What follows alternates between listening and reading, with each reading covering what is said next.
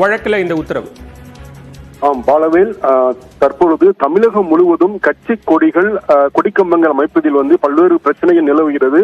இந்த சூழலில் மதுரை விளாங்குடியைச் சேர்ந்த அதிமுக பிரமுகர் ஜித்தன் என்பவர் 53வது ஆண்டை ஒட்டி தங்கள் பகுதியில் அதிமுக கட்சி கொடியை அமைக்க வேண்டும் என்று மதுரை மாநகராட்சி ஆணையருக்கு ஒரு மனு அளித்தார். அப்பொழுது மாநகராட்சி ஆணையர் அங்கு அனுமதி இல்லை என்று உத்தரவிட்டார். இந்த சூழலில் அவர் ஜித்தன் உயர்நீதிமன்ற மதுரை கிளையில் மனு தாக்கல் செய்தார். இந்த மனு நீதிபதி இளந்திரன் முன்பு விசாரணைக்கு வந்தது.